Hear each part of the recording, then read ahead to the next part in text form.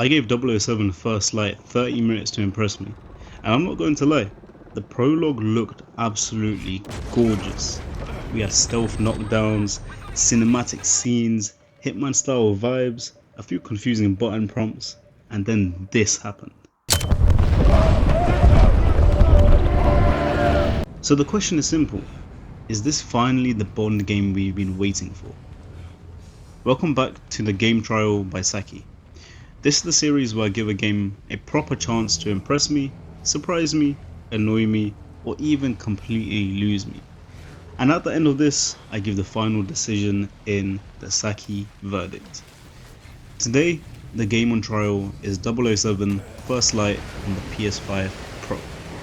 Now this one is interesting because we haven't had a proper big James Bond game in a very long time. And because this is made by IO Interactive, I came into it with a lot of curiosity. The thing is, I've played all the Hitman games, so straight away I was thinking, are we getting that same stealth feeling? Are the knockdowns going to feel satisfying? Is it going to be cinematic? And most importantly, does this actually feel like James Bond? In the first 5 minutes, the biggest thing that stood out to me was how cinematic the game felt. The prologue setting looked absolutely amazing. Visually, this game is gorgeous.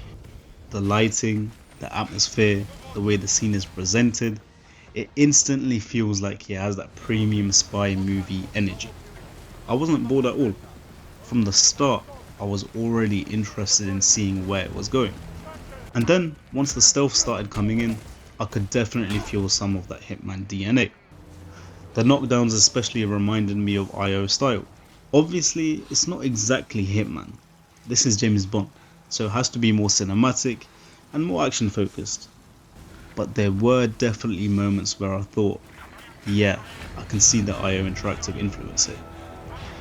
The stealth felt smooth, the gameplay felt fun, and it didn't feel clunky, which is always a good sign, especially when you're just starting the game. But it wasn't perfect either. The main thing that annoyed me was the brawl sequences where you have to press a specific button to move the sequence forward. There was a moment where I was genuinely seconds away from not pressing anything because I couldn't tell what button the game wanted me to press. It wasn't entirely easy to see. That kind of thing can pull you out of the moment a little bit. The scene itself is quite cinematic, but when you're staring at the screen thinking, bro, what even is this? What button do you want me to press? It does break that flow a little bit. But outside of that, the prologue made a very good first impression. The visuals are absolutely gorgeous, the sound and atmosphere are immersive, the gameplay feels balanced, and even though I only played the prologue, I felt hooked from the start. That's important, because a game like this needs to grab you early. It needs to make you feel like you're stepping into a proper James Bond story, not just playing a random action game with a 007 logo on it. And then the end of the prologue gave me the exact kind of moment I wanted from a Bond game. Big cinematic energy, tension building, everything kicking off, and then that explosion. That was the moment where I thought, okay, this game might actually have something behind it. So now it's time for the Saki Verdict. Is 007 First Light guilty of disappointing me? Absolutely no. Not from what I played. I've only played the prologue so far, so I don't want to act like I've seen the whole game. But from the first 40 minutes, 30 minutes, whatever you want to call it, my verdict is this. 007 First Light is definitely a game worth buying and putting time into.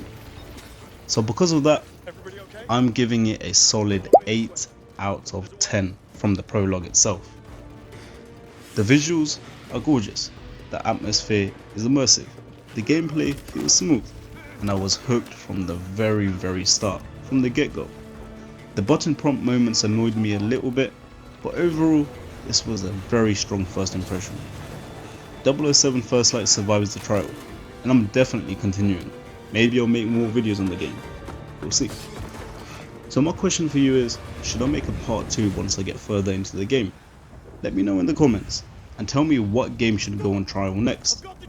If you enjoyed the video, make sure you leave a like and make sure you subscribe if you haven't already, because there's a lot more games that are going on trial very soon, and there's a lot more amazing content coming very soon as well.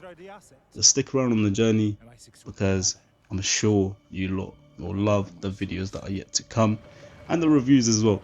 There will be more GTA content only when something official comes out by Rockstar, but for the time being I'm focusing on this new trial that I've created, which is called the Game Trial by Saki, and I'm really enjoying it, and I hope you lot are too. So yeah, that's about it. If you lot like the video, make sure you like. If you haven't subscribed already, please make sure you subscribe to the channel, and I'll catch you lot in the next video. Take it easy. Peace.